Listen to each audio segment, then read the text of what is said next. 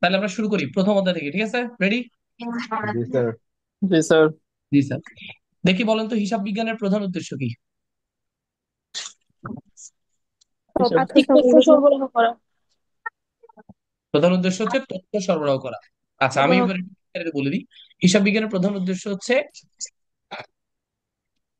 হিসাব হিসাব বিজ্ঞানের প্রধান উদ্দেশ্য হচ্ছে, বলেন, কাকে তথ্য সরবরাহ করব? আগ্রহী আর্থিক ব্যবহারকারী। ব্যবহারকারীদের হিসাবের তথ্য ব্যবহারকারী। সরবরাহ করা। তাহলে প্রশ্ন, হিসাব বিজ্ঞানের প্রধান উদ্দেশ্য কি? আগ্রহী ব্যবহারকারীদের তথ্য সরবরাহ করা। যদি এই অপশনটা না থাকে, অ্যান্সার হবে আর্থিক বিবরণী, অ্যান্সার হবে আর্থিক প্রতিবেদন, অ্যান্সার হবে অনুপাত বিশ্লেষণ। 2 নম্বর প্রশ্ন, হিসাব বিজ্ঞানের প্রাথমিক উদ্দেশ্য কি বলেন তো? লেনদেন শনাক্তকরণ বা চিহ্নিতকরণ। লেনদেন শনাক্তকরণ ও লেনদেন লিপিবদ্ধকরণ। আচ্ছা, এরপর হচ্ছে হিসাব বিজ্ঞানের মূল উপাদান কি? দেন। লেনদেন। লেনদেন। লেনদেন, ভেরি গুড। হিসাব বিজ্ঞানের মূল উপাদান বা কাঁচামাল বা র মেটেরিয়ালস হচ্ছে লেনদেন। আচ্ছা, এরপরের প্রশ্ন হচ্ছে হিসাব বিজ্ঞানের প্রবেশ দরজা কোনটি? জাবেদা। জাবেদা। জানা, ভেরি গুড। তারপরে হচ্ছে হিসাব বিজ্ঞানের মূল ভিত্তি কি? লেনদেন। না, তদারকি। দুতর্ফা দাখিলা তরফা পদ্ধতি। দাখিলা পদ্ধতি। দুতরফা দাখিলা দুতর্ফা দাখিলা Good answer. হিসাব বিজ্ঞানের মূল ভিত্তি দুতরফা দাখিলা পদ্ধতি। যদি দুতরফা দাখিলা পদ্ধতি অপশনে না থাকে, অ্যান্সার হবে লেনদেন। পদ্ধতি। আচ্ছা, হিসাব বিজ্ঞানের প্রধান শাখা কয়টি? দুটি। দুইটি। দুইটি। কি? আর্থিক হিসাব বিজ্ঞান, ব্যবস্থাপনা হিসাব বিজ্ঞান। ভেরি গুড, আর্থিক হিসাব বিজ্ঞান, ব্যবস্থাপনা হিসাব বিজ্ঞান। আচ্ছা, আর্থিক হিসাব বিজ্ঞানের প্রধান উদ্দেশ্য কি? বহিস্থ বাহ্যিক ব্যবহারকারীর নিকট বাহ্যিক তথ্য সরবরাহ করা। ব্যবহারকারীকে তথ্য সরবরাহ বহিঃস্থ করা। ব্যবহারকারীদের তথ্য সরবরাহ করা। আর অভ্যন্তরীণ ব্যবহারকারী, সরি, ব্যবস্থাপনা হিসাব বিজ্ঞানের প্রধান উদ্দেশ্য অভ্যন্তরীণ অভ্যন্তরীণ ব্যবহারকারীর সিদ্ধান্ত। ব্যবহারকারীকে তথ্য সরবরাহ করা। তথ্য সরবরাহ করা। কারো কারো মতে হিসাব বিজ্ঞানের প্রধান শাখা কয়টি? তিনটি। তিনটি। 3 নম্বরটার নাম ব্যবস্থাপনা উৎপাদন। হিসাব বিজ্ঞান। ব্যবস্থাপনা হিসাব উৎপাদন বিজ্ঞান। ব্যয় বিজ্ঞান। উৎপাদন চৌদ্দ বিজ্ঞান। বিজ্ঞানের প্রধান উদ্দেশ্য কি? ব্যয় নিয়ন্ত্রণ। ব্যয় নিয়ন্ত্রণ। এটা সেকেন্ড পেপারের জন্য ইম্পর্টেন্ট। ব্যয় নিয়ন্ত্রণ। আচ্ছা, এরপরে বলেন তো, আহ হিসাব বিজ্ঞানের আউটপুট কি? হিসাব বিজ্ঞানের ইনপুট বা কাঁচামাল তো লেনদেন। হিসাব বিজ্ঞানের আউটপুট কোনটা? আর্থিক বিবরণী। আর্থিক বিবরণী। Very good. ওকে, এরপরে বলেন তো, হিসাব বিজ্ঞানের সীমাবদ্ধতা গুলো বলতে পারবেন? মুদ্রাস্ফীতি বিবেচনা করা হয় না। হিসাব বিজ্ঞানের স্থায়ী মুদ্রা সম্পদ বিবেচনা করা ক্রয় হয় না। মূল্যে লিপিবদ্ধ করা হয়। 2, স্থায়ী স্থায়ী সম্পদ সম্পদ কর মূল্যে লিপিবদ্ধ করা হয়। 3, চলতি সম্পদ কম গোপনীয়তা। মূল্যে লিপিবদ্ধ করা হয়। চলতি আর সম্পদ কম গোপনীয়তা মূল্যে রক্ষা লিপিবদ্ধ করা করা যায় না। হয় না। গোপনীয়তা রক্ষা করা যায় না। তাই না? Very good. আচ্ছা, এই হিসাব তত্ত্বের অভ্যন্তরীণ ব্যবহারকারীর গুরুত্বপূর্ণ কয়েকটা উদাহরণ বলেন তো। হিসাব বিজ্ঞানের অভ্যন্তরীণ ব্যবহারকারী বলেন। আর্থিক ব্যবস্থাপক। আর্থিক ব্যবস্থা তো অনেক বড় কথা বলবেন, ব্যবস্থাপক বা ব্যবস্থাপনা, এবার এটা যেভাবে আসুক। কর্ম কর্মকর্তা। 1, ব্যবস্থাপনা বা ব্যবস্থাপক। 2, পরিচালক। 3, যে কোনো লেভেলের কর্মকর্তা। ঠিক আছে? নিরীক্ষক হবে না স্যার? না, অভ্যন্তরীণ নিরীক্ষক বলতে হবে। শুধু নিরীক্ষক হচ্ছে বাহ্যিক ব্যবহারকারী, কারণ নিরীক্ষক বাইরে থেকে আসে। নিরীক্ষকের ইংরেজি নাম অডিটর, যারা চার্টার্ড অ্যাকাউন্টেন্ট তারাই নিরীক্ষক। তো এরা বাহ্যিক ব্যবহারকারী, কিন্তু অভ্যন্তরীণ নিরীক্ষক বললে তারা অভ্যন্তরীণ ব্যবহারকারী। আমি কিন্তু বইয়ের সিরিয়ালে যাচ্ছি, কারো মাঝখানে কোনো প্রবলেম থাকলে সলিউশন হয়ে যাবে অটোমেটিক, কারণ আমি ব্যাখ্যা দিয়ে দিয়ে যাচ্ছি। অর্থাৎ এটা এক ধরনের আলোচনা সভা আর কি। আমরা এক ধরনের ধরেন টকশো করতেছি। যাই হোক, এরপরে আসেন, এই আমরা যে নামগুলো একটু আগে বললাম, এরা ছাড়া সবাই বাহ্যিক ব্যবহারকারী। কিছু শব্দ নিয়ে কনফিউশন আছে। ধরেন আপনাকে বললো নিচের কোনটি হিসাব তত্ত্বের অভ্যন্তরীণ ব্যবহারকারী, আপনি যে নামগুলো জানেন সেগুলো পরীক্ষায় অপশনে নাই। শেয়ার হোল্ডার আছে, শেয়ার হোল্ডার কিন্তু বাহ্যিক ব্যবহারকারী। কিন্তু যদি দেখেন শেয়ার হোল্ডার ছাড়া বাকি সবাই বাহ্যিক, তখন শেয়ার হোল্ডারকে অভ্যন্তরীণ ব্যবহারকারী বলা যাবে। ক্লিয়ার? শেয়ার হোল্ডার হিসাব তত্ত্বের বাহ্যিক ব্যবহারকারী, কিন্তু যদি দেখেন যে 4টা অপশনই বাহ্যিক, তখন শেয়ার হোল্ডার অভ্যন্তরীণ বলা যাবে। 2, কর্মচারী হিসাব তত্ত্বের বাহ্যিক ব্যবহারকারী, কিন্তু আপনাকে বলছে নিচের কোনটি হিসাব তত্ত্বের অভ্যন্তরীণ ব্যবহারকারী, 4টা অপশন আছে, 4টাই বাহ্যিক, তখন কর্মচারীকে বিপদে পড়লে অভ্যন্তরীণ বলা যাবে। ক্লিয়ার? জি স্যার। জি স্যার। আচ্ছা বলেন তো, একতরফা দাখিলা কোন যুগে উৎপত্তি হয়? মুদ্রা যুগে। মুদ্রা যুগে, রাইট। হিসাব বিজ্ঞানের উৎপত্তির ধাপ কয়টা? চারটা। 4টা। 1 নাম্বার উন্মেষ উন্মেষ কাল। কাল। উন্মেষ কাল, কত সাল থেকে কত সাল? শূন্য শূন্য থেকে থেকে 1994। 1494 সালের আগ পর্যন্ত, এক কথাই শেষ। আচ্ছা, এরপরে 2 নম্বরটা প্রাক প্রাক বিশ্লেষণ। বিশ্লেষণকাল। এখন কেউ একজন বলতে পারে, স্যার এগুলি কি পরীক্ষা আসবে? কুমিল্লা বোর্ড 2017 সম্ভবত আসছে অলরেডি সালগুলো। আচ্ছা, তাহলে 1494 সালের আগ পর্যন্ত এটা হচ্ছে উন্মেষ কাল। 1494 থেকে 1800 সাল 1860। বিশ্লেষণ। 1801 থেকে 1950 এটা হচ্ছে বিশ্লেষণ। আর 1951 থেকে বর্তমান হচ্ছে আধুনিক কাল। আচ্ছা, দুতরফা দাখিলা পদ্ধতির উৎপত্তি কোন কালে বলেন? তৃতীয় অংশ। মধ্যকালে। নির্বাচন। প্রাক প্রাক বিশ্লেষণ বিশ্লেষণ। প্রাক বিশ্লেষণ কালে।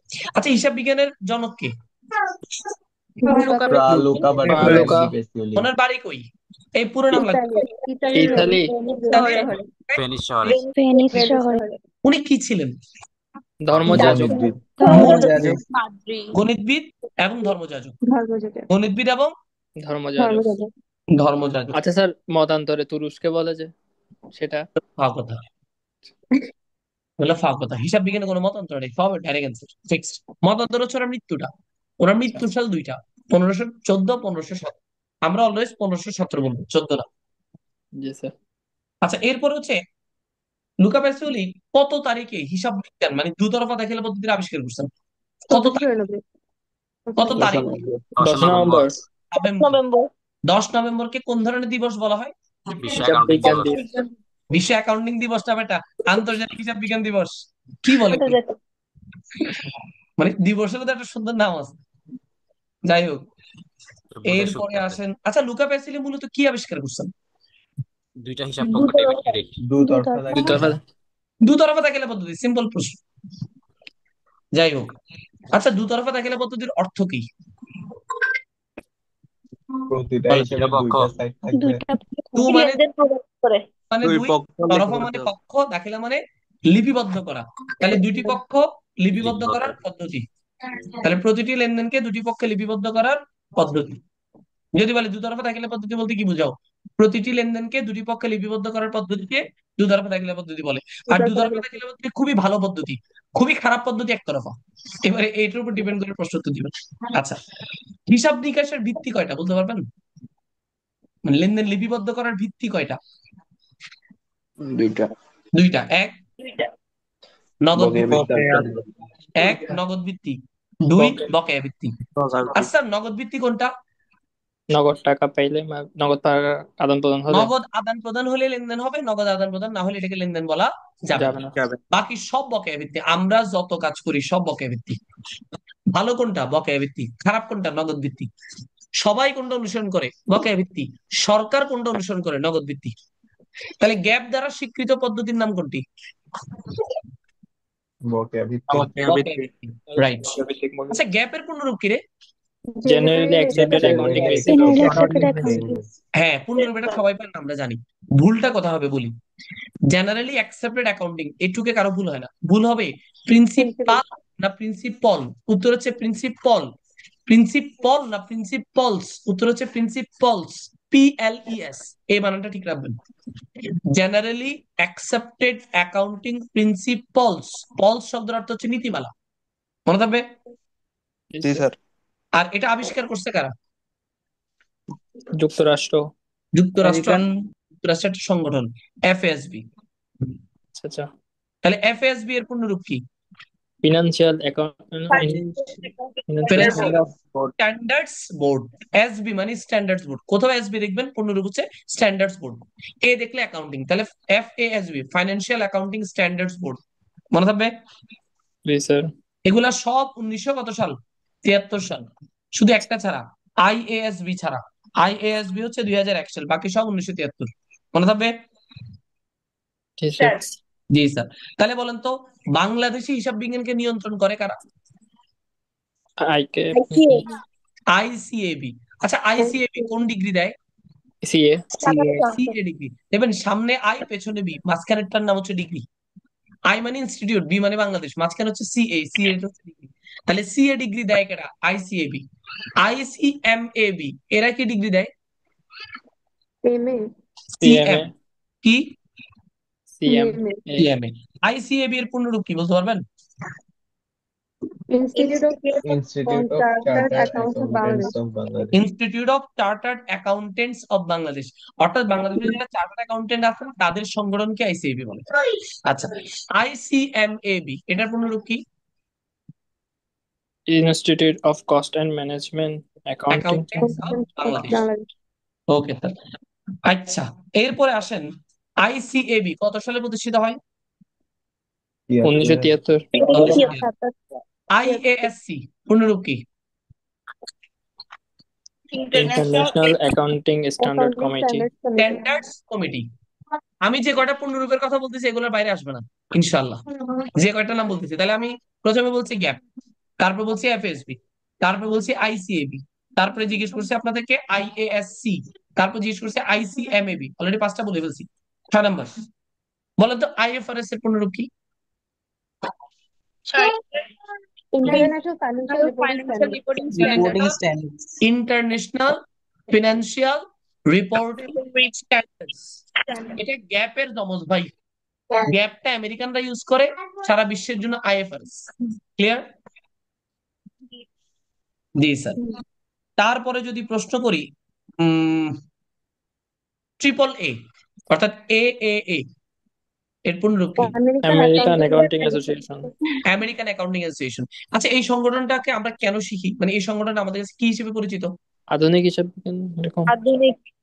কি আধুনিক? আনতে যেটা মারা দিচ্ছে আধুনিক হিসাব সমীকরণের আবিষ্কার। হিসাব সমীকরণের আবিষ্কারক, রাইট। বিসেকের পূর্ণরূপ কি? Bangladesh securities and Bangladesh stock না, সিকিউরিটিজ এন্ড এক্সচেঞ্জ কমিশন। এই সংগঠনটা কত সালে প্রতিষ্ঠিত? 2012। 1993। এটার নাম চেঞ্জ হয়েছে 2012। শেষ, প্রথম অধ্যায় নিয়ে কাহিনী শেষ। বলেন, আপনাদের কোনো প্রশ্ন আছে? আরেকটা পূর্ণরূপ বাকি আছে। হিসাব বিজ্ঞানের 3টা সি আছে, বলেন তো এগুলো কি কি? Cost. কস্ট, কস্ট মানে ক্রয় মূল্য নীতি, কনজারভেটিজম মানে রক্ষণশীলতা নীতি, আর কনসিস্টেন্সি মানে ধারাবাহিকতার নীতি। হিসাব বিজ্ঞানের 3টা C: cost, conservatism, consistency. Cost কি বলছেন? ক্রয় মূল্য নীতি।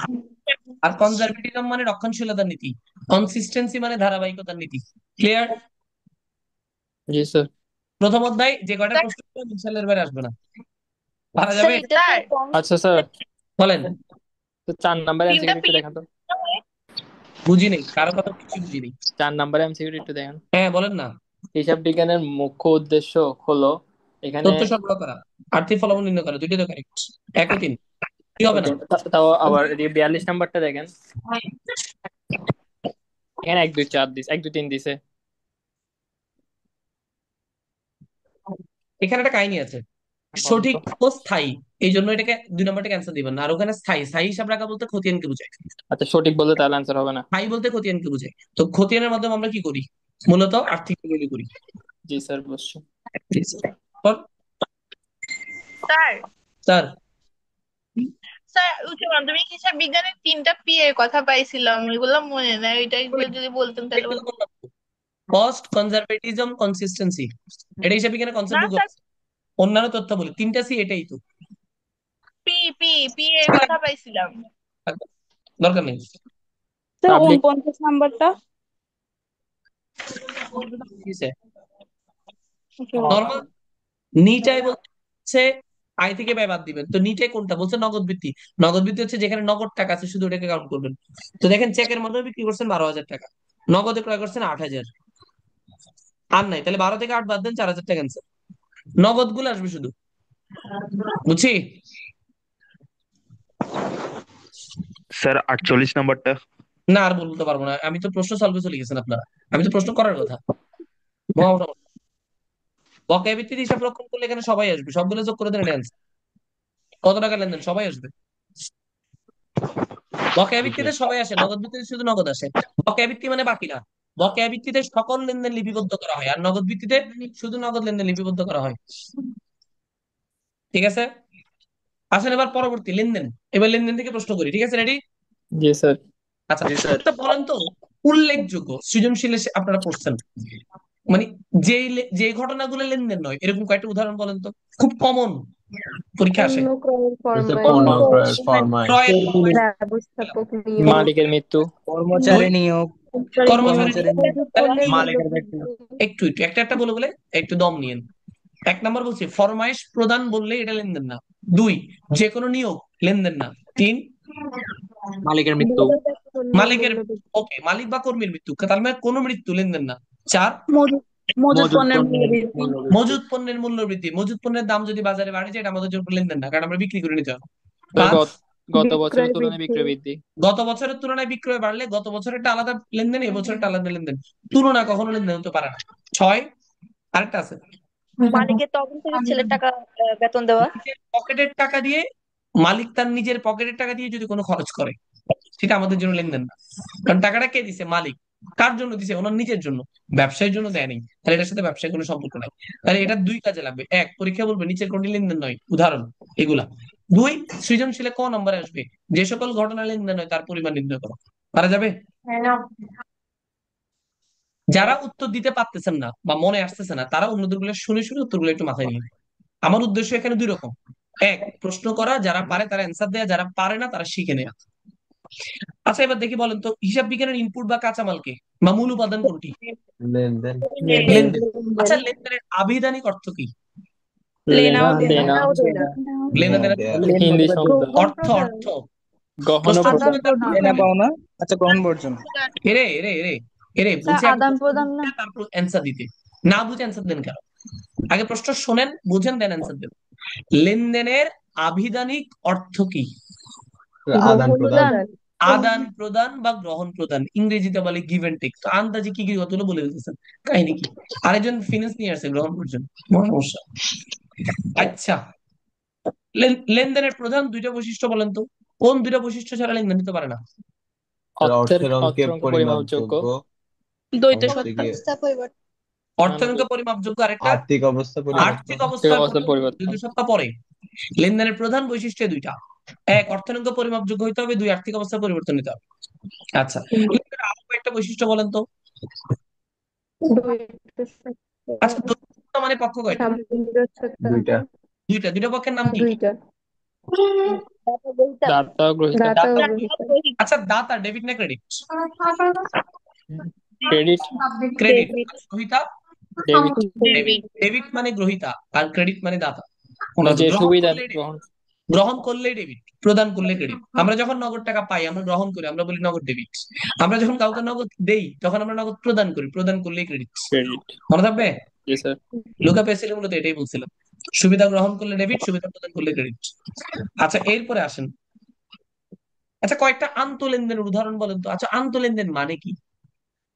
মানে ভিতরের লেনদেন, প্রতিষ্ঠানের অভ্যন্তরে প্রতিষ্ঠানের ভিতরে যে মানে লেনদেনের হচ্ছে দুটা পক্ষ বাহ্যিক হচ্ছে কেউ জড়িত আন্ত না। লেনদেনের ভিতরে লেনদেন না, কথাটা ভুল। তৃতীয় যেই পক্ষ, লেনদেনের সাথে বাহিরের কোনো পক্ষ জড়িত নয়। আচ্ছা যেমন উদাহরণ দেন তো। অপচয়, অবচয়, অবচয়, তারপর অবলোকন, আগুনে বিনষ্ট, ইমামে অবলোকন, তারপর দেনাদারের ধনী বার্ষিক সন্তুষ্টি, পেটি পাওনাদারের ক্যাশিয়ারকে বার্ষিক খুচরা নগদ সন্তুষ্টি, প্রদান, এগুলা আন্ত লেনদেন বা অভ্যন্তরীণ লেনদেন। পরীক্ষাটা খুব ইম্পর্টেন্ট, আন্ত লেনদেনটা খুব ইম্পর্টেন্ট। আচ্ছা অনগদ লেনদেনের কয়েকটা উদাহরণ বলেন তো। অবচয়, আন্তঃলেনদেনটা আবার বলিয়েন। বাট্টা, বিনামূল্যে পণ্য বিতরণ, মালিক কর্তৃক উত্তোলন, বোনাস শেয়ার, অনাদায়ী বা অনসঞ্চিতি, অনাদায়ী পাওনা, শেয়ার অবহার, যদি সেকেন্ড পেপার। এগুলা আন্তঃলেনদেনটা আবার বলিয়েন। আন্ত লেনদেন মানে যে লেনদেনের সাথে বাহিরের কোনো পক্ষ জড়িত না, বাইরের উদাহরণ। কোনো পক্ষকে আপনি নগদ টাকা দেনও না পানো না। যেমন বিনামূল্যে, দূর আমি কি বলতেছি সরি, অগ্নি বিনষ্ট পণ্য। আচ্ছা আগুন লাগলে আপনি কি কাউকে টাকা দেন? না। এরপর হচ্ছে অবচয়, অবচয়ের জন্য কি আমরা কাউকে টাকা দিই বা পাই? না। তাহলে এটা আন্ত লেনদেন। ক্লিয়ার? জি স্যার। অনাদায়ী বা অনসঞ্চিত আন্ত লেনদেন, এটার জন্য কাউকে টাকা দিতে হয় না, পাইতে হয় না। তাহলে লেনদেনের উদাহরণ কাহিনী শেষ। আচ্ছা লেনদেনের দলিল কয় ধরনের বলতে পারবেন? দুই ধরনের। দলিল বা প্রমাণপত্র দুই ধরনের, একটা প্রাথমিক দলিল আর একটা চূড়ান্ত, চূড়ান্ত, চূড়ান্ত দলিল। কোনগুলা বলেন তো? এক ডেবিট কথায় voucher, debit voucher, voucher, credit voucher, এক কথায় বলছি ভাউচার। ভাউচার আমি বলছি এক কথায়। চূড়ান্ত দলিল কোনটি? উত্তর হচ্ছে ভাউচার। ভাউচার কয় প্রকার? প্রকার। দুই প্রকার, একটা ডেবিট ভাউচার আর একটা credit credit, voucher. Credit voucher. ব্যয়ের জন্য। কোন ব্যয়ের জন্য? ব্যয় বললে ডেবিট ভাউচার। নগদ নগদ খরচ, নগদ নগদ খরচের জন্য। আর ক্রেডিট ভাউচার নগদ আয়। আয়ের জন্য। নগদ প্রাপ্তির জন্য। ক্রেডিট ভাউচারের অপর নাম কি? রসিদ। রসিদ। আমরা নগদান বই যে রসিদ দেখি, এটা ক্রেডিট ভাউচার। আচ্ছা আচ্ছা, ক্রয় ফেরতের জন্য কোন note? Debit note. Credit note debit note. ক্রয় ফেরত, ক্রয়ের সাথে রিলেটেড ডেবিট নোট। আর বিক্রয় ফেরতের জন্য ক্রেডিট নোট। ক্রেডিট। আচ্ছা, ডেবিট নোট কে প্রস্তুত করে? ক্রেতা। ক্রেতা। ক্রেতা। খুবই গুরুত্বপূর্ণ প্রশ্ন, আসতে পারে পরীক্ষায়। ক্রেডিট নোট কে প্রস্তুত করে? বিক্রেতা। বিক্রেতা। Very good. আচ্ছা, নগদ ক্রয় বিক্রয়ের জন্য কোন দলিল? Cash memo. চালান, ক্যাশ ক্যাশ মেমো। মেমো, ধারে ক্রয় বিক্রয়ের জন্য কোন দলিল? চালান। চালান, চালান। কয় কপি প্রস্তুত করতে হয়? 3 কপি। 3 কপি। Very good. শেষ লেনদেন চ্যাপ্টার, পারবেন? ইনশাআল্লাহ। দেখেন 2 চ্যাপ্টার এমসিকিউ কিন্তু শেষ। আচ্ছা, এবার আসেন হিসাব সমীকরণ। বলেন তো হিসাব সমীকরণ কারা আবিষ্কার করছেন? এ এ এ সংক্ষেপে triple A, American accounting association. আচ্ছা, হিসাব সমীকরণ কাকে বলে? অ্যাকচুয়াল সংজ্ঞাটা কি বলেন তো? আর্থিক অবস্থার বিবরণী সংক্ষিপ্ত রূপে। সংক্ষিপ্ত রূপ। Very good. আর্থিক অবস্থার বিবরণী সংক্ষিপ্ত রূপকে হিসাব সমীকরণ বলে। হিসাব সমীকরণের উপাদান কয়টা? 3টা। উপাদান 3টা। মৌলিক হিসাব সমীকরণ কোনটি? A is equal to L plus OE। Very good. A equals to L plus ওই। আচ্ছা, ওই মানে মালিকানা সত্ত্বের উপাদান কয়টি? 4টি। চারটি। আয়, ব্যয়, আয়, উত্তোলন মূলধন উত্তোলন। মানে মুখস্থ বিদ্যা না করে একটু সিরিয়ালে সুন্দর করে বলা যায় না? তাহলে মনে থাকবে দীর্ঘদিন। মাঝখান দিয়ে শুরু করেন কেন? এটা তো মুখস্থ বিদ্যার সিস্টেম। মালিকানা সত্ত্বের উপাদান কয়টি? 4টি। 4টি। 1 মূলধন। মূলধন, 2 মূলধন আয়। আয়, আয়, 3 ব্যয়। ব্যয়, ব্যয় 4 উত্তোলন। উত্তোলন। এটা হচ্ছে সিরিয়াল। সিরিয়াল মনে রাখবেন, তাহলে দীর্ঘদিন মনে থাকবে। আপনারা খালি মুখস্থ করেন, মুখস্থ করিয়েন না, সিরিয়ালে মুখস্থ করিয়েন, তাহলে মনে থাকবে অনেকদিন। স্যার আচ্ছা, এখানে আইকে পজিটিভ ইংলিশে কি কয়টা? আই দিয়ে ইউজ করবে নাকি আর দিয়ে? এটা আপনি পরীক্ষায় লিখতে হয় না, তাহলে আই না বা না আর স্যার, বলেন। পরীক্ষায় অপশন আসছিল স্যার, দুইটাই অপশন, একটাতে আর ছিল একটাতে আর আই। আর আর আর রেভিনিউ। আই হবে না। আই না, রেভিনিউ দিয়ে লিখবেন। হ্যাঁ, 4টা অপশনে যদি আই থাকে তাহলে আই দিয়ে লিখবেন, অসুবিধা নেই। আর আমি তো এমসিকিউ অ্যান্সার করবো, এমসিকিউ তে যেভাবে থাকে আমার তো কিছু করার নেই। স্যার রেভিনিউ বহুপদীতে অথবা স্যার ইনকাম সিনোনিম, বহুপদীতে যদি একটাতে আর থাকে একটাতে আই থাকে তখন? তাহলে আর দিয়ে করবেন। এরকম হয় না অবশ্যই, এরকম প্রশ্ন করবে না আশা করি। এখানে দুইটাই কারেক্ট। আরটা হচ্ছে মোস্ট অ্যাপ্রোপ্রিয়েট, রেভিনিউ ওয়ার্ডটা বেশি পরিচিত, যদিও ইনকাম বলি আমরা, ইনকাম না রেভিনিউ বলি। তাহলে 4টা বলেন, মূলধন, আয়, ব্যয়, উত্তোলন। পজিটিভ কয়টা? মানে মালিকানার সাথে বৃদ্ধি করার উপাদান কয়টা? 2টা। দুইটা মূলধন ও আয়। মূলধন, আয় আর নেগেটিভ কয়টা? 2টা। 2টা, খরচ আর উত্তোলন। উত্তোলন। Very good. ওকে। আচ্ছা, এরপরে বলুন তো, খরচ মালিকানার সাথে থেকে বৃদ্ধি না হ্রাস করে? করে। হ্রাস করে আচ্ছা আচ্ছা, আর্থিক অবস্থার পরিবর্তন কয় ধরনের? 2 দুই ধরনের। ধরনের কাঠামোগত। কাঠামোগত কাঠামোগত। 1 পরিমাণগত বা নিট পরিবর্তন, 2 কাঠামোগত পরিবর্তন। আচ্ছা, পরিমাণগত পরিবর্তন আমরা কখন বলি? যখন যখন দুই দুই দুই পাশে পাশে প্রভাব ফেলে। পরিবর্তন হবে অর্থাৎ দুই যখন পক্ষে কোন প্রভাব লেনদেন ফেলবে। হিসাব সমীকরণের 2 পাশে প্রভাব ফেলে তখন এটার নাম পরিমাণগত পরিবর্তন। আর যখন কোন লেনদেন হিসাব সমীকরণে কয় পাশে? এক পাশে। এক পাশে তখন এটাকে কি বলে? কাঠামোগত পরিবর্তন। ক্লিয়ার? গুণগত না স্যার? বা গুণগত পরিবর্তন, রাইট। কাঠামোগত মানে এখানে যোগফল চেঞ্জ হবে না, পরিমাণে কোনো চেঞ্জ হবে না, জাস্ট স্ট্রাকচারটা চেঞ্জ হবে। ঠিক আছে? জি স্যার। আচ্ছা, এখন দেখি আমি একটা লেনদেন বলি, আপনারা একটু বের করেন, এটার প্রভাব বের করবেন, পরিবর্তনটা বের করবেন। আচ্ছা বলেন তো, নগদে আসবাবপত্র ক্রয়, আগে প্রভাব। এ মাইনাস। কাঠামোগত। কাঠামোগত, এটা একবার সম্পদ বাড়ছে, আরেকটা সম্পদ কমছে। মনে রাখবেন, যখন একটা প্লাস একটা মাইনাস হয়, এটা অলওয়েজ কাঠামোগত পরিবর্তন, কারণ এই সমীকরণে এক পাশে প্রভাব ফেলে। আচ্ছা, লেনদেনের একটা কোয়েশ্চেন আছে। বলেন বলেন। পণ্য ক্রয় এটি কি অনগদ লেনদেন? সরি, আবার বলেন, আবার বলেন। ধারে পণ্য ক্রয় না, এটি এটা অনগদ না, এটা ভুল, এটা ধারে লেনদেন। ধারে, অনগদ এটা না, বুঝে। বলতেছে, আমি কনফিউজড হয়ে যাচ্ছি বারবার। অনগদ লেনদেনের কনসেপ্টটা একটু বলি, তাহলে একটু সহজ হয়ে যাবে। অনগদ লেনদেন মানে যেই লেনদেনের জন্য জীবনে কোনোদিন টাকার আদান প্রদান হবে না, ভবিষ্যতে আদান প্রদান হওয়ার সুযোগ নেই, সেটাই অনগদ লেনদেন। আচ্ছা, ধারে পণ্য ক্রয় করছেন, ভবিষ্যতে টাকা পরিশোধ করবেন না, জি স্যার করবো। অনগদ হওয়ার সুযোগ আছে? উম, না ধারে লেনদেন। অনগত সুযোগ এটা নাই। কোন লেনদেন? এটা নগদ লেনদেন হবে না ভবিষ্যতে গিয়ে। ধারে লেনদেন, ধারে। ধারে এটা ধারে ধারে ধারে। মানে নগদ টাকার উপর ভিত্তি করে লেনদেন তিন প্রকার: নগদ লেনদেন, ধারে লেনদেন, অনগদ লেনদেন। আমাদের সমস্যা হচ্ছে আমাদেরকে ক্লাস 9-10 থেকে একটা ভুল বোঝানো হয়েছে, অনেকে ভুল বুঝিয়েছে আমাদেরকে, ধারে আর অনগদকে সেম বলছে। না, ধারে আর অনগদ সেম না। ধারে লেনদেনের অপর নাম হচ্ছে বাকিতে লেনদেন। ধারে লেনদেন চারটা: বাকিতে ক্রয় বিক্রয়, সরি বাকিতে ক্রয়, বাকিতে বিক্রয়, যে কোনো কিছু। আর 3 নম্বর হচ্ছে বকেয়া আয়, 4 নম্বর হচ্ছে বকেয়া ব্যয়। ক্লিয়ার? Thank you sir. যেমন ধরেন বিনামূল্যে পণ্য বিতরণ, এটার জন্য আপনি কখনো নগদ টাকা আদান প্রদান হবে না, কখনোই হবে না, তাহলে এটা অনগদ লেনদেন। মালিক কর্তৃক পণ্য উত্তোলন, অনগদ লেনদেন। অনাদায়ী পাওনা, অনগদ লেনদেন। অনাদায়ী পাওনা সঞ্চিতি, অনগদ লেনদেন। ক্লিয়ার? জি স্যার। আচ্ছা বলতে পারবেন লেনদেনের যুগপৎ ফলাফল কোনগুলা? স্যার আমার বলবো। লেনদেনের যুগপৎ ফলাফল বলতে পারবেন উদাহরণগুলা? সম্পদ বৃদ্ধি পেলে, বলেন তো সম্পদ বৃদ্ধি পেলে কি কি করতে পারে? একটা অন্য সম্পদ একটা সম্পদ বৃদ্ধি পাবে, ব্যয় সম্পদ বৃদ্ধি পাবে, মালিক একটু আস্তে আস্তে যাই, আস্তে আস্তে যাই। সম্পদ বৃদ্ধি পেলে সম্পদ বাড়বে, হ্রাস হ্রাস পায়, দায় বৃদ্ধি পাবে, বৃদ্ধি পায়, বৃদ্ধি পায়, মালিকানা সত্ত্ব বৃদ্ধি পায়। বৃদ্ধি পায়। অর্থাৎ সমান চিহ্নের দুই পাশে একই প্রভাব ফেলে, এক পাশে বিপরীত প্রভাব ফেলে। সম্পদ বাড়লে সম্পদ কমে, কারণ দুটো এক পাশে থাকে। সম্পদ বাড়লে দায় বাড়ে, সম্পদ বাড়লে মালিকানা সত্ত্ব বাড়ে। এই জিনিসগুলোকে বলা হয় লেনদেনের যুগপৎ ফলাফল। এই ধরনের প্রশ্ন হতে পারে পরীক্ষার হলে, বলবে নিচের কোনটি সঠিক? অ্যান্সার হতে পারে সম্পদ বৃদ্ধি, দায় বৃদ্ধি, বাকি অপশনগুলো ভুল থাকতে পারে। এই ধরনের প্রশ্নগুলো একটু পড়ে নিবেন। যাই হোক, হিসাব সমীকরণ থেকে আর তেমন কোনো ম্যাথমেটিক্যাল প্রশ্ন আছে এটা এখন বললে তো বুঝবো না। আমরা আপাতত থিওরিটিক্যাল মুখে মুখে যেগুলো বলা যায় এগুলো বলে ফেলতেছি। আমি কালকে 100 এমসি করে একটা পিডিএফ অথবা এটা কি বলে স্লাইড দিয়ে দিব আপনাদেরকে হোয়াটসঅ্যাপে, এবং এটা এমসিকিউ 1 শট ক্লাস না কি 2 শট ক্লাস আছে ওগুলো করাবো, ওখান থেকে ইনশাল্লাহ কমন পড়বে। আচ্ছা স্যার, এটা ম্যাথমেটিক্যাল বলেন। এটা ফেসবুক লাইভে নিলে ভালো হবে মনে হয়। আচ্ছা ফেসবুক লাইভে নিব, অসুবিধা নেই, ইনশাআল্লাহ অসুবিধা স্যার। নেই। জি ওটা স্যার। একদম বিস্তারিত বুঝাই দিব, মানে আশা করি ওখানে অনেক ম্যাথমেটিক্যাল প্রশ্ন সলভ হয়ে যাবে, জি মানে স্যার। আপনাদের অনেক ম্যাথমেটিক্যাল সমস্যা ওখানে চলে আসবে। আমি জানি না এখনো, এখনো রেডি করার পরে বলতে পারবো, আপাতত ধারণা দিয়ে রাখলাম। আসেন এবার হিসাবের প্রশ্ন আনুমানিক টাইম স্যার। সলভ করি। কোন আনুমানিক না, আগে এখানে প্রশ্ন উত্তর দেন। আচ্ছা কথা বলে রেকর্ড এগুলো বাড়তেছে না। আসেন হিসাব। আচ্ছা বলেন তো হিসাব কি? গণনা, ঘটনা কোনো কিছু জাতীয় লেনদেন। কি বলতেছে আন্তাজি এগুলো? হিসাব খতিয়ান। খতিয়ান। লেনদেনের শ্রেণীবদ্ধ ও সংক্ষিপ্ত বিবরণ। আরেকজন বলতেছে খতিয়ান। ওরে বাবা, খতিয়ানের একটা অংশ হিসাব, হিসাব মানে খতিয়ান না।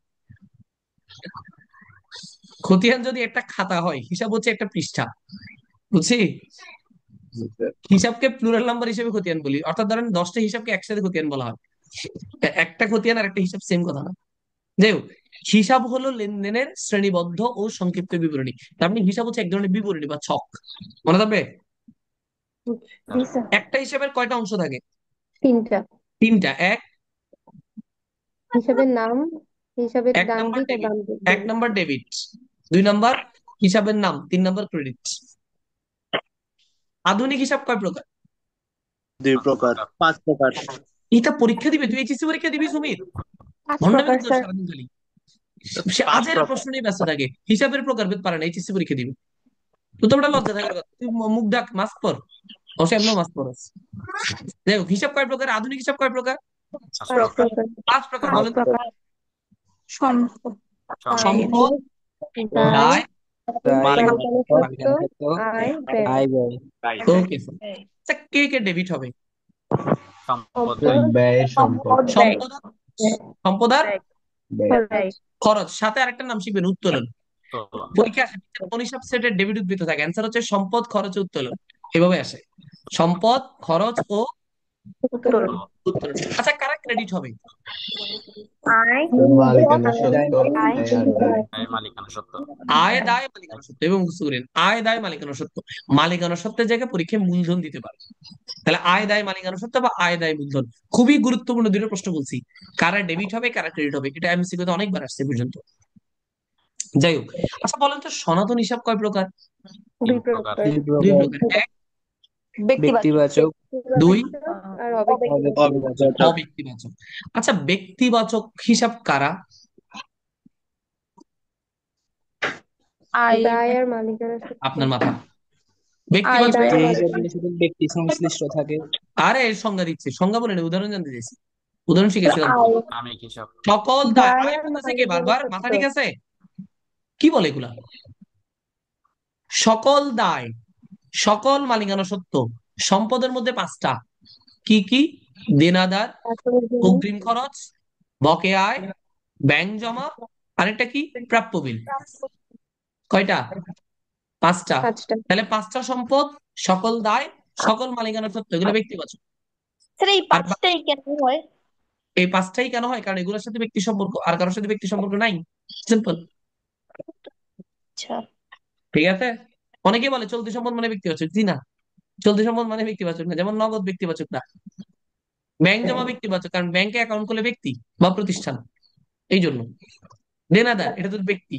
প্রাপ্য বিল, এটাও এক ধরনের দেনাদার, ব্যক্তি। অগ্রিম খরচ, দেনাদারের মতো আচরণ করে। বকেয়া আয়, দেনাদারের মতো আচরণ করে। এই জন্য এগুলো ব্যক্তি সম্পর্কিত।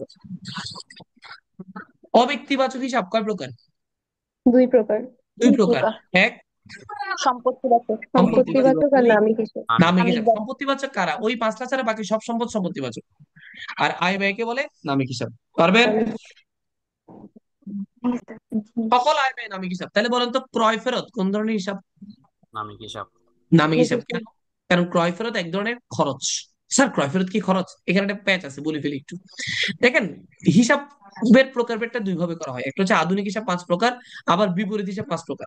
তো আপনি তো বিপরীত হিসাব এই মুহূর্তে চেনেন না। আপনাকে প্রশ্ন করলো উত্তোলন কোন হিসাব, অপশনে বিপরীত নামে কোনো ওয়ার্ড নেই। তো আপনি হিসাব করেন, তাহলে উত্তোলন কার সাথে রিলেটেড? মালিকানা সত্ত্ব। তাহলে উত্তোলন কোন হিসাব? মালিকানা সত্ত্ব হিসাব। অপশনে যদি বিপরীত মালিকানা সত্ত্ব কথাটা উল্লেখ করে দেয়, তাহলে উত্তোলন বিপরীত মালিকানা সত্ত্ব হিসাব। একইভাবে বিক্রয় ফেরত কোন হিসাব? এটা কার সাথে রিলেটেড? বিক্রয়ের সাথে, তাহলে এটা আয় হিসাব। কিন্তু অপশনে যদি বিপরীত আয় বলে, তখন অ্যান্সার দিবেন এটা বিপরীত আয়। ক্লিয়ার? জি স্যার। তাহলে উত্তোলন যেহেতু মালিকানা সত্ত্ব হিসাব, তাহলে এটা মালিকানা সত্ত্ব সনাতনী কোন হিসাব? ব্যক্তিবাচক, তাহলে উত্তোলন ব্যক্তিবাচক হিসাব। বিক্রয় ফেরত, এটা যদি বিক্রয়ের সাথে রিলেটেড, বিক্রয় এক প্রকার আয়, সকল আয় নামিক হিসাব, তাহলে বিক্রয় ফেরত নামিক হিসাব, ক্রয় ফেরত নামিক হিসাব। তাহলে বিক্রয় ফেরত আয়কে হ্রাস করে না? এটাই তো বললাম, আয়কে হ্রাস করে, তাহলে এটা আয় হিসাবের মধ্যে পড়বে। কারণ আয়কে হ্রাস করে নামে কোন হিসাব আছে? ওটা কোন? হিসাব তো 5 প্রকার। হিসাব তো 5 প্রকার। প্রশ্ন তো করলো বিপরীত, সরি, বিক্রয় ফেরত কোন হিসাব? অপশন আছে সম্পদ, দায়, মালিকানা সত্ত্ব, আয়। কি অ্যান্সার দিবেন? আয়। আয় হিসাব। বিপরীত আয় নামে কোনো ওয়ার্ড আছে ওখানে অপশনে? না, বিপরীত আয় থাকলে বিপরীত দিতাম। যদি বিপরীত বলতো তাহলে বিপরীত অ্যান্সার দিতাম। ক্লিয়ার? Okay sir. মানে অনেক সময় প্যাচ লাগবে, স্যারে শিখেছে বিপরীত আয়, অপশনে তো বিপরীত আয় নাই, যাবো কই? তখন অনেকে ভুলে ব্যয় নাম দিয়ে চলে আসে। সাবধান। ক্লিয়ার? জি স্যার। জি স্যার। আচ্ছা বলেন তো, অস্পর্শনীয় সম্পদ। সাইম মাহমুদ ব্যাকরণ অক্ষর। হ্যাঁ, অস্পর্শনীয় সম্পদ কারা? দেখি বলেন, উদাহরণগুলো বলেন দ্রুত। ট্রেডমার্ক, কপিরাইট, ট্রেডমার্ক, আইন। আমরা অস্পর্শনীয় সম্পদ ছোটবেলা থেকে শুরু করছি সুনাম থেকে, আপনারা শুরু করছেন ট্রেডমার্ক থেকে। মহাবিপদ। আমি আগে বলছি শুনুন স্যার। বলেন সুনাম, তারপর ট্রেডমার্ক, কপিরাইট, ব্র্যান্ড নেম, সুনাম, ট্রেডমার্ক, কপিরাইট, তারপর প্যাটেন্ট, তারপর franchise, brand name, licence, licensing. আইন এই বই ওয়ার্ডগুলো দৃশ্যমান বা অস্পর্শনীয় সম্পদ পরীক্ষার জন্য খুব গুরুত্বপূর্ণ। যেই জিনিসের মানে উদাহরণ অনেক কম, এটা পরীক্ষার জন্য ইম্পর্টেন্ট। আচ্ছা, অলিক সম্পদ কারা? দেখি বলেন তো। আবহাওয়া সম্পদ, প্রাথমিক খরচ, প্রাথমিক খরচ, শেয়ার বিলম্বিত উদ্যোগ, বিজ্ঞাপন। শেয়ার ওভার ফার্স্ট পেপারে নাই, শেয়ার ওভার ফার্স্ট পেপারে নাই, ফার্স্ট পেপার গুলো বলেন। প্রাথমিক খরচ, বিলম্বিত বিজ্ঞাপন, অবলাপিত কমিশন, তিনটা মুখস্থ রাখলে হবে। ঠিক আছে স্যার? এগুলো পরীক্ষার জন্য ইম্পর্টেন্ট, কারণ এগুলো উদাহরণ কম, যার উদাহরণ কম সেটা পরীক্ষার জন্য ইম্পর্টেন্ট। চলতি সম্পদের উদাহরণগুলো শিখে যাবেন, এগুলো পরীক্ষা আসে। আচ্ছা, তরল সম্পদ নয় কারা কারা চলতি সম্পদের মধ্যে? মজুদ পণ্য, অগ্রিম খরচ, অগ্রিম খরচ, সমাপনী, মনিহারি। Very good. আর বাকি সবাই, সকল চলতি সম্পদকে তরল সম্পদ বলা হবে, মানে বাকি সবগুলোকে আর কি। আচ্ছা, তাহলে তো আপনারা পারবেন। Very good.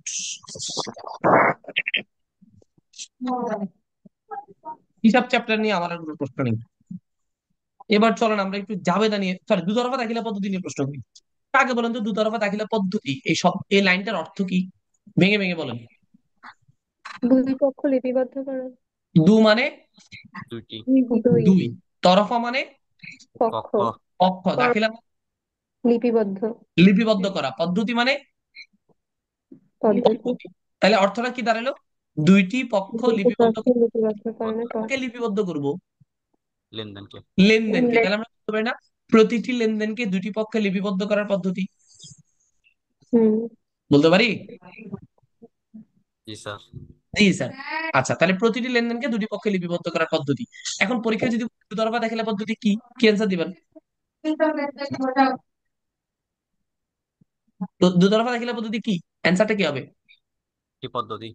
প্রতিটি লেনদেনকে দুটি পক্ষে লিপিবদ্ধ করার পদ্ধতি। পদ্ধতি। পারা যাবে? জি স্যার।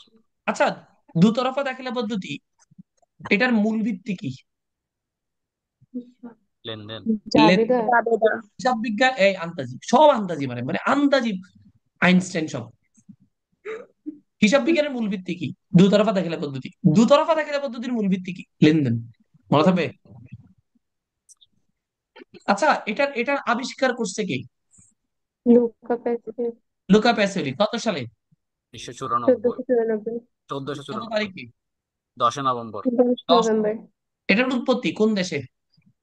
ইতালির ইতালি। কোন শহর? ভেনিস কোন শহর। শহর? ভ্যানিস শহরে। আচ্ছা, এটার অসুবিধা কি বলেন তো? এটা তো সব সুবিধা, এটা কিন্তু সব সুবিধা, সব পজিটিভ ওয়ার্ড। অসুবিধাটা কি? ব্যয়বহুল, খরচ বেশি লাগে, আর এটা জটিল পদ্ধতি। একতরফার তুলনায় দুতরফাটা জটিল বা ব্যয়বহুল। আর এটার ব্যাপারে অপশন থেকে সব পজিটিভ ওয়ার্ড গুলো বলবেন। এটা কি?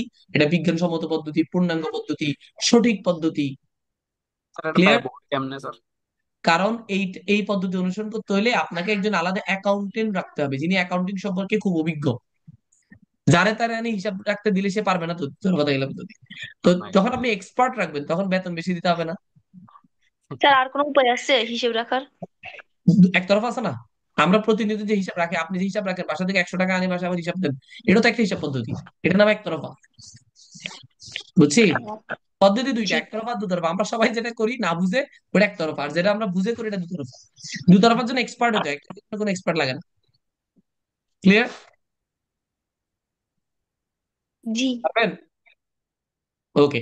আচ্ছা, দুতরফাতে দুইটা পক্ষ নাম কি কি? Debit credit. Debit credit. দুতরফা দাখিলা পদ্ধতি অনুযায়ী ডেবিট আর ক্রেডিট পরস্পর সমান। সমান হবে। পরস্পর কি হবে? সমান। সমান হবে। দুতরফা দাখিলা পদ্ধতি কার দ্বারা স্বীকৃত? Triple A. গ্যাপ। কার দ্বারা? হিসাব বিজ্ঞানে সবকিছু স্বীকৃত গ্যাপ, গ্যাপ দ্বারা। গ্যাপের পূর্ণরূপ জানি কি ছিল? প্রিন্সিপালস। আমি যে পার্ট চলে যাচ্ছি, আপনারা চেষ্টা করুন এই ক্লাসটার পরে অ্যাটলিস্ট ওগুলো আবার একটু এমসিকিউ গুলো প্র্যাকটিস করতে। এখন আর থিওরি না পড়লে চলবে, কারণ আমি থিওরি লাইন বাই লাইন আপনাকে প্রশ্ন করে করে উত্তর দিয়ে যাচ্ছি একসাথে। আপনাদের এক ধরনের পড়া হয়ে যাচ্ছে। এটা হচ্ছে শর্টকাট এমসিকিউ শেষ করার একটা উপায়। এটা আগে একসময় আমি রেকর্ড দিতাম, পোলাপানকে মানে ভয়েস দিতাম, ওরা শিখে ফেলতো। আমরা এটলিস্ট শুনতেছি। এই এই রেকর্ড ক্লাসটা আমি আবার দিব। এটা মানে একবার শুনে ফেলতে পারলে পুরোটা, দেখবেন আপনার এমসিকিউ সবগুলো শেষ। এরপর প্র্যাকটিস করবেন বসে বসে। আচ্ছা, আসেন হিসাব চক্র। বলেন তো হিসাব চক্র মানে কি? হিসাবের ধারাবাহিকতা, হিসাবের কাজের ধারাবাহিকতা।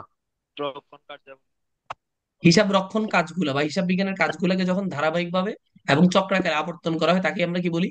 হিসাব চক্র বলি। আচ্ছা, হিসাব চক্রের প্রথম ধাপ কি? লেনদেন বিশ্লেষণ। শনাক্তকরণ। চিহ্নিতকরণ ও বিশ্লেষণ একসাথে বলবেন, পরীক্ষা যেটা অ্যান্সার। 2 নাম্বার 3 নাম্বার খতিয়ান। এই বুঝতে করাটা লাগবে না, সংক্ষেপে মনে রাখবেন। 2 নাম্বার জাবেদা, 3 নাম্বার খতিয়ান স্থানান্তর। 4 নাম্বার রেওয়ামিল। অ্যাটলিস্ট সিরিয়ালে মুখস্থ রাখবেন। অন্য ধাপগুলো মুখস্থ থাকে না অনেকের। অ্যাটলিস্ট 4টা ধাপ সিরিয়ালে মুখস্থ রাখবেন। 1 নাম্বার চিহ্নিতকরণ ও বিশ্লেষণ। 2 জাবেদা। খতিয়ান। খতিয়ান। 4 রেওয়ামিল। যদি আপনাকে কেউ বলে হিসাব চক্রের প্রথম ধাপ কোনটি, অ্যান্সার কি দিবেন? লেনদেন চিহ্নিতকরণ বিশ্লেষণ চিহ্নিতকরণ বা বিশ্লেষণ। বিশ্লেষণ যদি এটা না থাকে জাবেদা ক্যান্সার দিবেন। বুঝছি? ও স্যার শনাক্তকরণ না থাকলে অ্যান্সার কি হবে? জাবেদা। জাবেদা। কেন স্যার? আচ্ছা কারণটা একটু বলি। সনাতন হিসাব চক্রের প্রথম ধাপ যাবে জাবেদা। এই জন্য। বুঝছি? জি স্যার জি স্যার। আচ্ছা এরপরে হিসাব চক্রের ঐচ্ছিক ধাপ দুইটা। কয়টা? দুইটা। দুইটা একটার নাম বিপরীত দাখিল আর একটার নাম কার্যপত্র। আচ্ছা খাও তুমি। একটার নাম বিপরীত দাখিল আর একটার নাম কার্যপত্র। কার্যপত্র। পরীক্ষায় যদি বলে হিসাব চক্রের ঐচ্ছিক ধাপ কোনটি, অ্যান্সার দিবেন বিপরীত দাখিলা। যদি বিপরীত দাখিলা না থাকলে তাহলে অ্যান্সার দিবেন কার্যপত্র। ক্লিয়ার? আচ্ছা স্যার যদি বিপরীত দেখালেও কার্যপত্র দুইটাই না থাকে তখন অ্যান্সার হবে রাওমিল, কারণ সনাতন হিসাব চক্রে রাওমিল হচ্ছে ঐচ্ছিক ধাপ। পারা যাবে? আচ্ছা স্যার, জাবেদা প্রস্তুত করাও তো ঐচ্ছিক না? কেমনে? কে বলছে? কই মানে পাইছে? স্যার, জাবেদা তো না করলেও চলে। কে বলছে তোমাকে জাবেদা না করলে হয়, জাবেদা ব্যাখ্যা না দিলে হয়, বাট জাবেদা না করলেও হয়? এই কথাটা বলছে কে, বললো কে? কই পাইলে স্যার তুমি? মুখস্থ শুনছিলাম। মানে আন্দাজে মারিছি স্যার, আমি একজন হিসাব বিজ্ঞানী, লোকা ফেসিলের ছোট ভাই। আমি যাই হোক, হ্যাঁ হ্যাঁ হ্যাঁ সামিডি ফেসিলে, ঠিক আছে একদম কারেক্ট। যাই হোক, তাহলে আমরা হিসাব চক্রের কাহিনী স্যার শেষ। আশা করি কোনো কনফিউশন নেই। আসেন জাবেদা নিয়ে এবার প্রশ্ন করি। বলেন তো জাবেদা শব্দটা কোন শব্দ থেকে আসছে? জার্নাল। জার্নাল থেকে। জান্নাত মানে ইংরেজি নাম। কোত্থেকে আসছে এটা? উৎপত্তি কোন শব্দ থেকে? ফরাসি জার শব্দ থেকে। ফরাসি চার শব্দ। জার শব্দের অর্থ কি? দিবস বা দিন। এটা পরীক্ষা আসে। ফরাসি জার শব্দের অর্থ কি? উত্তর দিবস বা দিন। মনে থাকবে? জি স্যার। আচ্ছা আচ্ছা, জাবেদাকে আমরা হিসাব বিজ্ঞানে কোন ধরনের বই বলি? প্রাথমিক বই। প্রাথমিক বই। সহকারী বই। সহকারী বই। আর হিসাব বিজ্ঞানের চূড়ান্ত বই কোনটা বা স্থায়ী বই কোনটা? খতিয়ান। খতিয়ান। খতিয়ান। তাহলে জাবেদা কোন ধরনের বই? প্রাথমিক। সহকারী বই। সহকারী বই। সহকারী বই। আর খতিয়ান স্থায়ী বই। স্থায়ী বই। জাবেদাকে আমরা এবার আরো অনেক নামে ডাকি। জাবেদা হচ্ছে হিসাবের মৌলিক দাখিলার বই, মূল এন্ট্রির বই, প্রাথমিক দাখিলার বই। প্রাথমিক মানে প্রথম, যেখানে আমরা লিখি। আমরা হিসাব বিজ্ঞান প্রথম লেখা শুরু করি থেকে জাবেদা থেকে। জাবেদা থেকে। এই জন্য হিসাব বিজ্ঞানের মূল উপাদান লেনদেন, আর হিসাব বিজ্ঞানের প্রথম বই বা হিসাব বিজ্ঞানের প্রবেশ দরজা হচ্ছে জাবেদা। মাঝখানে একজন মার্সে রেওয়ামিল। রেওয়ামিল নাকি হিসাব বিজ্ঞানের মৌলিক বই। কি এগুলা কি পড়ালেখা করে? যাই হোক, আচ্ছা হিসাব বিজ্ঞান আমরা যে লেনদেন লিপিবদ্ধ করি তার ক্রমটা বলতে পারবেন? হিসাব বিজ্ঞান একটা সঠিক ক্রম আছে। প্রথমে লেনদেন, প্রথমে কি? লেনদেন। তারপর লেনদেনের দলিল বা উৎস তালিকা, তারপর জাবেদা, তারপর খতিয়ান, খতিয়ান। তারপর রেওয়ামিল। রেয়ামেল। তাহলে প্রথম থেকে একটু বলেন তো, প্রথমে কি আসবে? লেনদেন। লেনদেন, উৎস তালিকা বা দলিল। 3 নাম্বার জাবেদা, জাবেদা। 4 জাবেদা। নাম্বার খতিয়ান। খতিয়ান। রেয়ামেল। রামেল। রেওয়ামিল। স্যার এখানে দলিল কি? দলিল হচ্ছে আপনি যখন দোকানে গিয়ে একটা পণ্য কিনবেন, ওরা আপনাকে একটা কাগজ দিবে না? এই কাগজটা হচ্ছে দলিল। এটা বাসায় এনে এটা দেখে দেখে তো খাতায় লিখবেন। জি। এই জন্য দলিল আগে। অনেকে বলে না আগে দলিল তারপর লেনদেন। না, আগে লেনদেন, আগে পণ্য কিনছেন, তারপরে দলিল, তারপরে যাবেন। Clear? জি, দলিল আর উৎস তালিকা সেম। একই একই একই। উচ্চ তালিকা মানে দলিল। উচ্চ তালিকা মানে চালান, cash memo, debit note, credit note, তারপর হচ্ছে voucher, debit voucher, credit voucher, এগুলো। ক্লিয়ার? আচ্ছা দাখিলা কয় প্রকার? 2 প্রকার। 2 প্রকার। কি কি? জাবেদা দাখিলা, খতিয়ানা দাখিলা। দাখিলা মানে লিপিবদ্ধ করা। আমরা হিসাব বিজ্ঞানের 2 জায়গায় লিপিবদ্ধ করতে পারি, একটা জাবেদা লিখা আর একটা খতিয়ানে দাখিলা। অর্থাৎ এটা জাবেদা দাখিলা, এটা খতিয়ানে দাখিলা। জাবেদা দাখিলা আবার কয় প্রকার? 2 প্রকার। 2 জাবেদা প্রকার। কি কি? দুই প্রকার। সরল দাখিলা, সরল দাখিলা, মিশ্র দাখিলা। আচ্ছা সরল দাখিলা কোনগুলা? এখানে দুইটা। যে লেনদেনে কয়টা পক্ষ থাকে? দুইটা। 2টা পক্ষ, সেটার নাম সরল দাখিলা। আর যে লেনদেনে 2 এর বেশি পক্ষ থাকে ওটা হলো মিশ্র দাখিলা। যেমন নগদ ক্রয়, নগদে পণ্য ক্রয়, ক্রয় আর নগদ 2টা পক্ষ, সরল দাখিলা। নগদে ও ধারে পণ্য ক্রয়, নগদ, তারপর হচ্ছে প্রদেয় হিসাব, ক্রয়, 3টা। এই জন্য এটার নাম মিশ্র দাখিলা। পারা যাবে? জি স্যার। আচ্ছা জাবেদার ঘরে কয়টা মানে কলাম থাকে? 5টা। 5টা। কি কি? তারিখ, বিবরণ, খতিয়ান পৃষ্ঠা, খতিয়ান পৃষ্ঠা, ডেবিট আর ক্রেডিট টাকা। তারিখের পরে যে কলামটা, এটার নাম আমরা হিসাবের শিরোনাম ও ব্যাখ্যা বলি। সমস্যা নেই, তবে বিবরণ লিখলে সহজ, কারণ অনেক সময় ব্যাখ্যা দিতে হয় না। তখন আপনি ব্যাখ্যা লিখলেন, ব্যাখ্যা তো দিচ্ছেন না, তাই ক্যাশ লাগবে। এই জন্য তারিখ বিবরণ খতিয়ান পৃষ্ঠা ডেবিট টাকা ক্রেডিট। আচ্ছা, এরপরে আসেন এবার, আচ্ছা জাবেদা কয় প্রকার? দুই দুই প্রকার। প্রকার। দুই দুই প্রকার। প্রকার।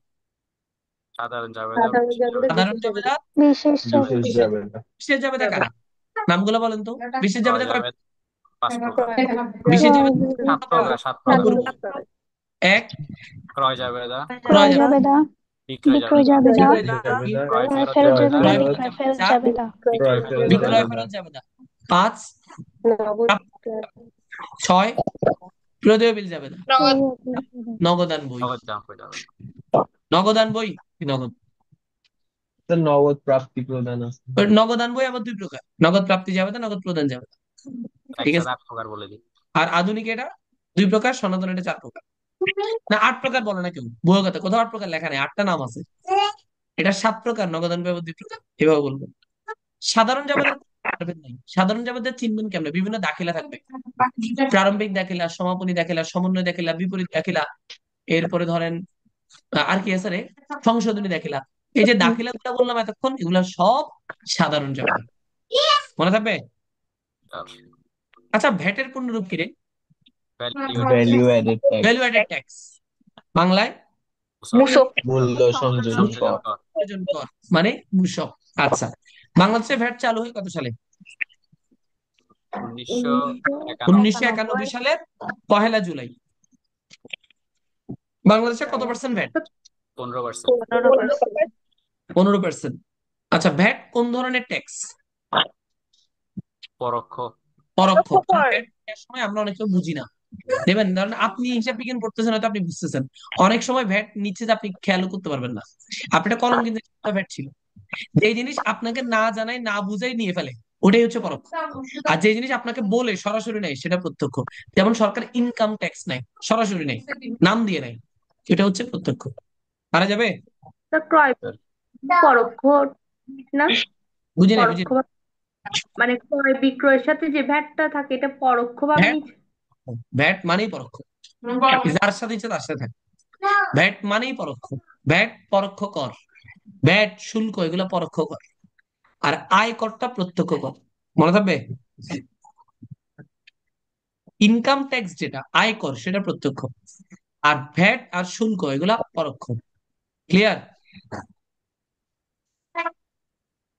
পারা যাবে? আচ্ছা, বিক্রয় ভ্যাট এক প্রকার দায়। তাই দায়, কারণ বিক্রি করলে আমরা ভ্যাট পাই। তো আমরা যখন ভ্যাট পাই, এটা সরকারের টাকা, আমাদের জন্য এটা এক প্রকার দায়। পরীক্ষায় একটাই আসবে, বিক্রেতার নিকট ভ্যাট কি? উত্তর দায়। বিক্রয়কারের নিকট ভ্যাট কি? উত্তর দায়। বিক্রয় ভ্যাট কি? উত্তর দায়। ক্রয় ভ্যাট এগুলো আসে না পরীক্ষায়, হুদাই। আর ভ্যাট কার খরচ? ভোক্তার খরচ, কার আয়? সরকারের আয়, এগুলো ফাওয়াল, এগুলো পরীক্ষা আসে না। ঠিক আছে। আচ্ছা, বাট্টা কয় প্রকার? 2 প্রকার। দুই প্রকার। দুই প্রকার। কারবারি। কারবারি বাট্টা আর নগদ বাট্টা। নগদ বাট্টা। আচ্ছা, পরীক্ষায় একটা অপরিচিত নাম লিখছেন, কোন বাট্টা? ব্যবসায়িক। কারবারি বাট্টা। কোন বাট্টা? কারবারি। কারবারি বাট্টা। অপরিচিত কোনো বাট্টা দেখলে সেটা কারবারি বাট্টা। কারণ অনেক নাম, নগদ বাট্টার কোনো নাম নেই, নগদ বাট্টা একটাই নাম, নগদ বাট্টা। কারবারি বাট্টা, ব্যবসায়িক বাট্টা, বাণিজ্যিক বাট্টা, বিনিময় বাট্টা, ট্রেড বাট্টা, এগুলো সব কারবারি বাট্টার অপর নাম। আচ্ছা, কারবারি বাট্টা আমরা কখন বুঝবো কোনটা কারবারি বাট্টা? বলেন তো। পণ্য ক্রয় বিক্রয়ের সময়। ক্রয়ের সাথে যেটা জড়িত থাকে। শুধু পণ্য না, যে কোনো কিছু ক্রয় আর বিক্রয় করার সময় যে বাট্টা, তার নাম কারবারি কারবারি বাট্টা। আর নগদ টাকা আদান প্রদানের সময় যে বাট্টা, তার নাম নগদ নগদ বাট্টা। নগদ। জি স্যার। এখন ধরেন পণ্য ক্রয় করতে গেছেন, বাট্টা আছে দুইটা। প্রথমে বলছে 10% বাট্টায় 10,000 টাকার পণ্য ক্রয় করে 10% বাট্টায় পরিশোধ করা হলো। প্রথম বাট্টাটা কারবারি বাট্টা, পরের বাট্টাটা নগদ বাট্টা। ক্লিয়ার? বুঝছি? আবার একটু বলেন তো। না, আমি প্রথম কি বলবো? বাট্টা কারবারি বাট্টা, পরেরটা কি? নগদ নগদ বাট্টা। নগদ বাট্টা কিছু অঙ্ক আছে, এগুলো পড়ে যান। কিরকম মানে, ওই যে দেনাদার থেকে কত টাকা পাওয়া যাবে, পাওনাদারকে কত টাকা পরিশোধ করতে হবে, এই অঙ্কগুলো নিয়ম হচ্ছে, এই অঙ্কগুলোতে আপনাকে একটা মূল্য দেওয়া থাকবে, এটাকে আমরা তালিকা মূল্য বলি। ধরেন বললো প্রতিটি 1,000 টাকার 4টি পণ্য ক্রয়, তাহলে কত টাকার পণ্য কিনছেন? 4,000 4,000 টাকা। টাকা। এই 4,000 টাকার নাম তালিকা মূল্য। কোন মূল্য? তালিকা। এটা কিন্তু ক্রয় মূল্য না, পণ্যের গায়ে যে দাম লেখা থাকে এটার নাম তালিকা মূল্য বা লিখিত মূল্য। এখান থেকে প্রথমে আপনি কারবারি বাট্টা বাদ দিবেন। বলছে কারবারি বাট্টা 10%, তাহলে 4,000 থেকে প্রথমে 10% বাদ দিয়ে দেন। 4,000 থেকে 10% বাদ দিলে 400, আর থাকে 3,600 টাকা। এবার দেখেন প্রশ্নে কি নগদ বাট্টা আছে? স্যার আছে। তাহলে এই 3,600 এর উপর নগদ বাট্টা কাউন্ট করবেন। নগদ বাট্টা বাদ দিলে যা থাকবে এই টাকাটা আমরা দিনাদার থেকে পাবো অথবা পাওনাদারকে পরিশোধ করবো। ক্লিয়ার? স্যার এটা কি ক্রয় মূল্য বিক্রয় মূল্য? হ্যাঁ, 3,600 হচ্ছে ক্রয় মূল্য অথবা বিক্রয় মূল্য, আর 3,600 এর উপর যে বাট্টা ধরবেন এটা নগদ বাট্টা। এটা বাদ দেওয়ার পর যে টাকা থাকবে এটা আমরা দেনাদার বা পাওনাদারকে নগদ পরিশোধ করব বা পাবো। ক্লিয়ার? ঠিক। স্যার তাহলে 100 নম্বরে 2 নাম্বার সমস্যা দেখেন না, আমি সমস্যা দেখতে পারবো না এখন, আমি যা বলছি তা শুনুন। আজ এর সমস্যা পরে কথা বলুন। আপনি এখন একটা বলে আরো 10 জন 10টা বলবেন, এখন সমস্যা নিয়ে পরে আলাপ করি। আগে আমরা মূল বক্তব্যগুলো শেষ করি। তাহলে প্রথমে তালিকা মূল্য। তালিকা মূল্য কেমনে বের করি? প্রশ্নে যে ক্রয় মূল্য বিক্রয় মূল্য দেওয়া থাকে এগুলো তালিকা মূল্য। এখান থেকে প্রথমে কারবারি বাট্টা বাদ দিবেন। কারবারি বাট্টা বাদ দেওয়ার পর যা আসবে এটাই হচ্ছে ক্রয় মূল্য বা বিক্রয় মূল্য। ওই মূল্যের উপর যে বাট্টা ধরবেন সেটা নগদ বাট্টা। নগদ বাট্টা বাদ দেওয়ার পর যেটা থাকবে এটা হচ্ছে দেনাদার বা পাওনাদারকে নগদ প্রাপ্তি বা প্রদানের টাকা। ক্লিয়ার সবাই? বুঝছি? জি স্যার। জি স্যার। একটা শর্ত দেয় 2/10 N/30। এটার মানে হচ্ছে আপনি যেদিন পণ্য ক্রয় করবেন বা বিক্রি করবেন ওই দিন থেকে না, সরি, এর পরের দিন থেকে 10 দিনের মধ্যে যদি কেউ আপনার টাকা পরিশোধ করে আপনি তাকে 2% ছাড় দিবেন। কিন্তু 10 দিন পরে যদি পরিশোধ করে আপনি তাকে আর ছাড় দিবেন না। আর এটাকে বলে নগদ বাট্টার শর্ত। 10 দিনের মধ্যে টাকা পরিশোধ করলে 2% ছাড় দিব, আর 10 দিনের মধ্যে পরিশোধ করতে না পারলে 30 দিনের মধ্যে টাকা পরিশোধ করতে হবে। ক্লিয়ার? ক্লিয়ার?